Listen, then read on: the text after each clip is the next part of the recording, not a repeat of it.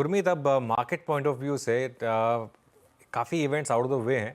अब आप अगर एक नॉर्मल पोर्टफोलियो कंस्ट्रक्ट करना हो, आज भले हम पॉलिसी की ज़्यादा बात करें, आज सुबह से आईटी स्टॉक में शानदार तेज़ी है, मेटल्स में ठीक ठाक तेज़ी है, हमने ईसीबी का रेट कट देखा है, सरकार भी अब बन रही है। अब यहाँ से पोर्टफोलियो अप्रोच क्या रखेंगे? थोड़ा सिलेक्टिव रहना पड़ेगा अनुज, क्योंकि वैल्यूएशंस वापस कैचअप कर गए एक जो से एक दिन का करेक्शन मिला। तो मुझे मेरी फोकस थोड़ा सा एनबीएफसी और हाउसिंग फाइनेंस पे है। आप आरबीआई की भी स्टेटमेंट देखिए, वो सेटिस्फाइड है जो बैंक का एक्सपोजर है एनबीएफसीज को लेके। सिस्टम वाइड अगर आप देखेंगे, शायद पहली बार हुआ होगा कि पूरे सिस्टम में 3% का ही एनपीए है एडवांसेस का। ये बहुत बड़ा अचीवमेंट है अगर आप देखें पूरे सिस्टम वाइड। तो और बजाज फाइनेंस हाउसिंग फाइनेंस का आईपीओ है, तो मुझे लगता है कि थोड़ा सा रब ऑफ बाकी हाउसिंग फाइनेंस में आ सकता है। जैसे पीएनबी हाउसिंग है, 1.2 1.3 बुक वैल्यू पे ही है, 15% आरओई है, आरओएज अच्छे हैं, 100 ब्रांचेस लगभग आसपास खोली है, और कैपिटल एडिक्वेसी उसकी 30% है। बजाज हाउसिंग का जिसका आईपीओ आ रहा है उसका 21-22% है। बजाज हाउसिंग का ऑब्वियसली रब ऑफ मुझे लगता है शायद बजाज फाइनेंस पे भी आए। तो थोड़ा मेरी एनबीएफसी पे नजर है कि उन्होंने इतना पार्टिसिपेट नहीं किया है, जैसे मैंने पहले भी बोला, और ग्रेजुअली कॉस्ट ऑफ फंड्स कम होगा। तो ये और आरबीआई सेटिस्फाइड है अनसिक्योर्ड लेंडिंग से, तो इसका मतलब है कि रेगुलेटरी इंटरवेंशन भी कम होगा। दूसरा, जैसे इसी मैंने पर आने वाली थी गुरमीत, जो स्पेसिफिकली उन्होंने कहा है कि अनसिक्योर्ड लोन एक्शन जो नवंबर पिछले साल लिया गया था, डेटा सजेस्ट कर रहा है मॉडरेशन। अच्छा, एक डेटा पॉइंट मैं आप लोगों के सामने रखना चाहती हूँ, स्पेशली अगर आप क्रेडिट कार्ड डेटा देखें, अप्रैल में करीब 20% तक की ग्रोथ दिखा, पहले 20% तक की ग्रोथ दिखा रहा था, अप्रैल तक ये 17% पर आ गया है, यानी कि वहां पर 3% का करेक्शन देखने को मिला है। आई एम अज्यूमिंग जून के महीने तक वो और कमी देखने को मिली होगी। तो क्या ये क्लियर सिग्नल है कि शायद एनबीएफसीज पर इस तरह का और कड़ा एक्शन नहीं देखने को मिलेगा? आप देखिए, बजाज फाइनेंस, श्रीराम फाइनेंस, इन दोनों ही स्टॉक्स में इंटरेस्ट बनने लगा है तेजी की तरफ। तो ये क्या रीडिंग ऑन द वॉल है कि शायद और खराब एक्शन इन कंपनियों के अगेंस्ट नहीं आएगा?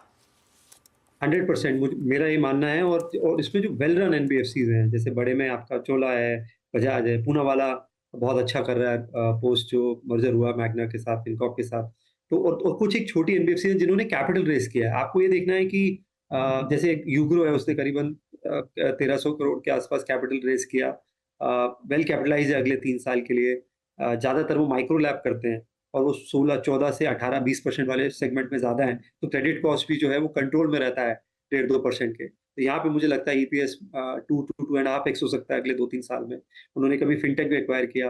हाउसिंग फाइनेंस पे मैंने चर्चा करी, बहुत सबड्यूड रहा है, चाहे होम फर्स्ट रहा हो, पीएनबी हाउसिंग रहा हो। तो ये स्पेस पे लेके हुए, तो ये स्पेस पे हम थोड़ा सा फोकस कर रहे हैं, क्योंकि ये थोड़ा सा लैगार्ड रहा है। और थोड़ा, जैसे मैंने आपको बोला, बाकी जो अनुज का सवाल था, हम थोड़ा वेस्ट मैनेजमेंट, वाटर मैनेजमेंट, जो थोड़े इन्वायरमेंटल कंसर्न्स हैं, और जिस तरीके से ग्रोथ हो रही है उसको हम निग्लेक्ट नहीं कर सकते, वहाँ पे भी थोड़ा पोज़ीशन कर रहे हैं। जोशी साहब, मैं वापस आपके पास आना चाहूंगी। जिस तरह का अब तक का पॉलिसी स्टेटमेंट है, this is irrespective of the fact कि यहाँ से आगे सरकार कैसी बनेगी, उनका स्टांस क्या रहने वाला है फिस्कल डेफिसिट को लेकर, फिस्कल प्रूडेंस को लेकर। क्या वो एक रिस्क है जो शायद इस समय मेंशन वो कर नहीं सकते, लेकिन वो जहन में लेकर चल रहे हैं कि आगे चलकर सो कॉल्ड जो रूरल डिस्ट्रेस पर इतनी वार्ता हुई है पिछले 4-5 दिनों में, उसको अगर एड्रेस करना है इमीडिएट तौर पर, अगर एमएसपी बढ़ जाती है तो उसका क्या इम्प्लीकेशन रहेगा? देखिए, मुझे ये लगता है कि फिस्कल कंसोलिडेशन तो कंटिन्यू ही करेंगे, क्योंकि गवर्नमेंट ने फिस्कली कंजर्वेटिव ही रही है और उसी पाथ को फॉलो करेंगे। और अभी उनके पास एक एडिशनल कुशन है, जो आरबीआई का डिविडेंड था वो एक्सपेक्टेशन से ज्यादा है, तो उसको जो ओरिजिनल उनका पाथ था उससे उनके पास दो ऑप्शंस हैं, या तो वो डेफिसिट को और कम नीचे लाएं जो उनके प्रोजेक्शन थी, या फिर उसको थोड़ा स्पेंड करें। तो मुझे लगता है वो दोनों में बांटेंगे, और थोड़ा सा जिससे वो बैलेंस कर सके फिस्कल कंसोलिडेशन को स्पेंडिंग के साथ। तो मुझे अभी फिलहाल कोई फिस्कल कंसोलिडेशन के लिए खतरा नहीं दिखाई दे रहा है, और मुझे लगता है कि वो एक रिस्क इन्फ्लेशन के लिए नहीं बनेगा। और वैसे भी अभी कंजम्पशन डिमांड काफी इकोनॉमी में सप्रेस्ड है। ठीक है, अलग अलग कंट्रीज अलग अलग स्ट्रैटेजी फॉलो कर रही हैं, रीजंस भी अलग अलग हैं। इंडिया में कोर इन्फ्लेशन नहीं है प्रॉब्लम, पर यूएस और यूरोजोन में कोर इन्फ्लेशन प्रॉब्लम है। यूरोप फिर भी रेट काट रहा है क्योंकि ग्रोथ का कंसर्न है। तो जैसी डायनेमिक्स इमर्ज होके आएगी, वैसे ही I think the central bank उसमें एक्ट करेगा। फिस्कल एक इंपॉर्टेंट पाथ है, और अभी तक पिछले 10 सालों में कम से कम फिस्कल स्टांस गवर्नमेंट का एक मॉनेटरी पॉलिसी के लिए रिस्क नहीं बना है। दोनों बहुत ही कोऑर्डिनेटेड रही है और मुझे लगता है कि आगे चलते भी वैसे ही रहेगा। ये एक बड़ा इंपॉर्टेंट पॉइंट है क्योंकि इसी का डर कहीं ना कहीं मार्केट को भी रहा है, लेकिन आप कह रहे हैं कि वो एक रिस्क नहीं होगा। अब देख लेते हैं, कुछ ही दिन की बात है, वो सफाई आ जाएगी और ऑफ कोर्स जुलाई फर्स्ट वीक में जब बजट भी आ जाएगा उसमें भी साफ होगा कि फिस्कल डेफिसिट के टारगेट्स क्या उभर कर आ रहे हैं आने वाले समय के लिए। चलिए इस नोट पर एक लेंगे ब्रेक में जाते जाते एक बार निफ्टी बैंक जो 300 पॉइंट ऊपर है। चंदन, वेरी क्विकली मैं आपसे बजाज फाइनेंस, चोला जैसे स्टॉक्स पर एक कॉल लेना चाहूंगी। क्या इस घंटे आप कुछ नई तेजी के पक्ष में है या नहीं? बिल्कुल, देखिए दोनों ही काउंटर में एक मेजर प्राइस पैटर्न बना है। मैं सबसे पहले तो चोला फाइनेंस पर रिकमेंडेशन देना चाहूंगा। ओवरऑल यहाँ पे लॉन्ग की पोजीशन बनी हुई है और स्टॉक अपने मल्टीपल वीक के ब्रेकआउट पे है।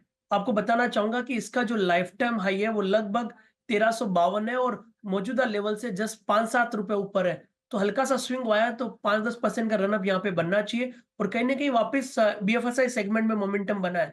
तो मेरा ऐसा मानना है कि 1315 के सपोर्ट से चोला पे खरीदारी की सलाह बन सकती है। ऊपर में आपको 1400 तक के लेवल बनने चाहिए।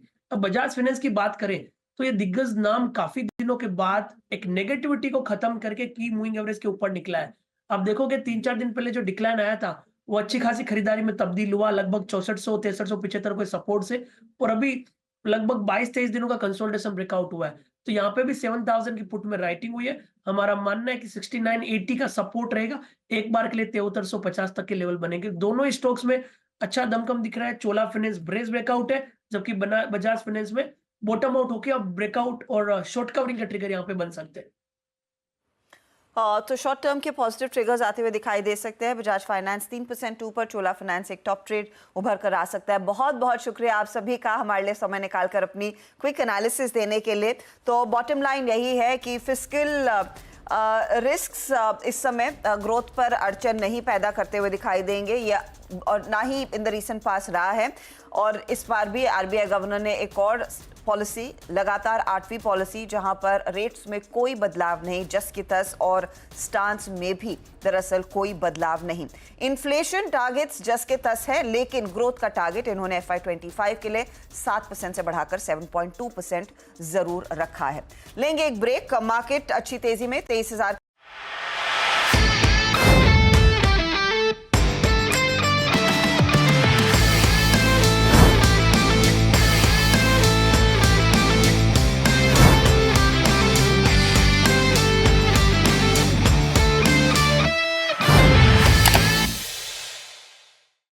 बता दें कि मनी कंट्रोल पर दिए गए विचार एक्सपर्ट्स के अपने निजी विचार होते हैं। वेबसाइट या मैनेजमेंट इसके लिए उत्तरदायी नहीं है।